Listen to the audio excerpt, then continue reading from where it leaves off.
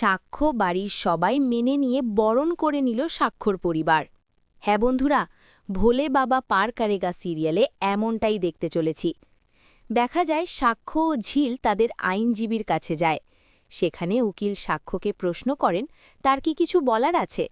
সাক্ষ্য জানায় বিয়ের সিদ্ধান্তটা আগে থেকেই নেওয়া ছিল। উকিল তখন জানতে চান তাহলে এখনও কি সেই বিয়ে টিকবে। সাক্ষ্য বলে সে বিদেশে থাকাকালীন বিয়ের বিষয় নিয়ে আলোচনা হয়েছিল, কিন্তু দেশে ফিরে এসে এমন এক পরিস্থিতি তৈরি হয় যে এখন আর এই সম্পর্ক টিকিয়ে রাখা সম্ভব নয়। উকিল তখন বলেন তারা দুজনেই অনেক দূর এগিয়ে গিয়েছে। এরপর তিনি মিস্টার ঘোষালকে ভেতরে ডাকেন।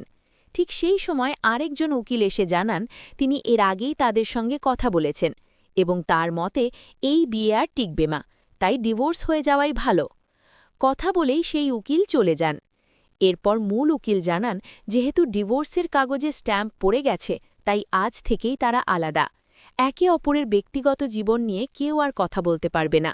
তিনি স্পষ্ট করে বলেন আজ থেকে তাদের পথ সম্পূর্ণ আলাদা। সাক্ষ্য তখন ঝিলকে বলে এখন সে পুরোপুরি মুক্ত। এরপর সে আরও বলে এবার ঝিল চাইলে তার বয়ফ্রেন্ডকে বিয়ে করতে পারে। ঝিল পাল্টা প্রশ্ন করে তাহলে সাক্ষ্য কি চৌধুরী ম্যামকে বিয়ে করবে না। সাক্ষ্য জানায় সে বাইরে থেকে টাকা দিয়ে ওকে অফার দিয়েছিল, কিন্তু চৌধুরী সেই প্রস্তাব গ্রহণ করেনি। ঝিল বলে তার এক ঘনিষ্ঠ বন্ধু 1,00,000 টাকা দিতে চেয়েছিল, কিন্তু সেও নেয়নি, কারণ সে গরিব হলেও কারোর দয়ার টাকা নিতে চায় না। সাক্ষ্য জানায় চৌধুরীর বাড়ির লোকেরাও তাকে কয়েক লক্ষ টাকা দিতে চেয়েছিল, কিন্তু সে তা প্রত্যাখ্যান করেছে। ঝিল বলে চৌধুরী খুব কাছের মানুষ বলেই সে টাকা নেয়নি। উকিল জানিয়ে দেন তিনি আনুষ্ঠানিকভাবে স্ট্যাম্প মেরে দিয়েছেন। এরপর ঝিল ও সাক্ষ্য উকিলের চেম্বার থেকে বেরিয়ে আসে। বাইরে এসে সাক্ষ্য বলে ডিভোর্স হয়ে যাওয়ার পর ঝিল একবারের জন্যও পেছনে তাকায়নি। সে মনে মনে ভাবতে থাকে ঝিল কেমন মনের মেয়ে, একটুও কি তার খারাপ লাগছে না। হঠাৎ করেই ঝিলের মাথা ঘুরে যায় আর সাক্ষ্য তাকে ধরে ফেলে। সে উদ্বিগ্ন হয়ে বলে এটা কি করছো, তুমি তো জানো তোমার শরীর ভালো নেই। তখন সাক্ষ্যকে জিজ্ঞেস করা হয় সে কি ঝিলকে চেনে। সাক্ষ্য উত্তর দেয় ঝিল তার স্ত্রী। এরপর দুজনে সেখান থেকে চলে যায়। পথে ঝিল সাক্ষ্যকে জিজ্ঞেস করে সে কেন মিথ্যে বলল। সাক্ষ্য জানায় সে ভুলে গিয়েছিল যে কিছুক্ষণ আগেই তাদের ডিভোর্স হয়ে গেছে। এদিকে সাক্ষ্যর বাড়িতে চৌধুরী আসে। সাক্ষ্যর দিদিমা বলেন তিনি ঠিকই চৌধুরীর কথাই ভাবছিলেন। চৌধুরী জানান তিনি শুনেছেন সাক্ষ্য নাকি ওই মেয়েটিকে নিয়ে কোর্টে গিয়েছে।